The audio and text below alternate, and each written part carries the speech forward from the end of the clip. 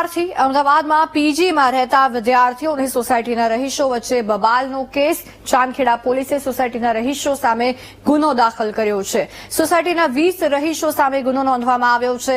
સોસાયટીના સેક્રેટરીએ ભાડા કરાર માંગીને માથાકૂટ શરૂ કરી હતી। ફરિયાદી અને તેના મિત્રને ઈજા થતા ફરિયાદ નોંધાઈ છે। ચાંદખેડા પોલીસે ફરિયાદ નોંધીને આગળ તપાસ શરૂ કરી છે। આપને જણાવીએ કે ગ્રીન ગ્લેડ્સ સોસાયટીનો આ બનાવ છે કે જ્યાં સોસાયટીના સેક્રેટરી દ્વારા ભાડા કરાર માંગવામાં આવ્યો હતો। પીજીમાં રહેતા યુવકો પાસેથી આ બબાલ શરૂ થયો હતો। સોસાયટીના રહીશોનું એવું કહેવું છે કે પીજીમાં જે રીતના મકાનો આપી રહ્યા છે તેનો વિરોધ તેઓ કરી રહ્યા છે।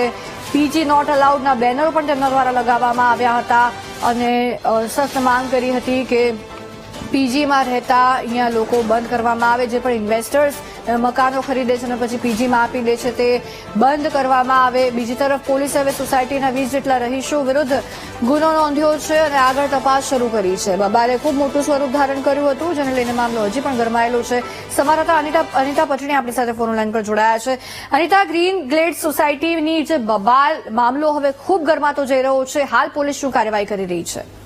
હજી પાછું જે પ્રકારે ચાંદખેડામાં સુરત ગાર્ડન સિટી પાસે જે ગ્રીન ગ્રેડ સોસાયટી આવેલી છે, જ્યાં પીજીમાં રહેવા બાબતે જે વિદ્યાર્થીઓ છે તેઓની સાથે અને સોસાયટીના રહીશો સાથે જે મારામારી થઈ હતી, આ ઘટનામાં અગાઉ વિદ્યાર્થીઓ વિરુદ્ધ એનસીની ફરિયાદ હતી, પરંતુ સમગ્ર કેસની તપાસ કરતા સોસાયટીના રહીશો દ્વારા જે વિદ્યાર્થીઓ છે તેઓને માર મારવામાં આવ્યું હતું। ખાસ તો 20 થી વધુનું ટોળું જ્યાં આ વિદ્યાર્થીઓ છે જે તેમના મિત્રો સાથે સોસાયટીમાં અંદર આવ્યા હતા, એ દરમિયાન હથિયારો સાથે તેમની સાથે મારામારી કરવામાં આવી હતી। આ ઘટનાને લઈને હાલ તો ચાંદખેડા પોલીસે 20 લોકો વિરુદ્ધ ગુનો દાખલ કર્યો છે, જેમાં 6 જે વ્યક્તિઓ જે છે સોસાયટીના સભ્યો છે, સોનુકુમાર ઝા, વિકાસ હર્ષવાલ, નરેન્દ્રસિંહ ગલાવત, વિજયસિંહ રાઠોડ અને તુલુરંજન મલિક તથા અશોક નામના એક વ્યક્તિ વિરુદ્ધ પણ ફરિયાદ દાખલ કરવામાં આવી છે। આ તમામ આરોપીઓ ઉશ્કેરીકરણ 20 જેટલા ટોળું લઈને આ વિદ્યાર્થીઓને પકડ્યા હતા અને તેઓની સાથે મારામારી કરતા વિદ્યાર્થીઓ ઇજાગ્રસ્ત થયા હતા। તેઓને હાલ તો હોસ્પિટલમાં સારવાર પણ આપવામાં આવી હતી।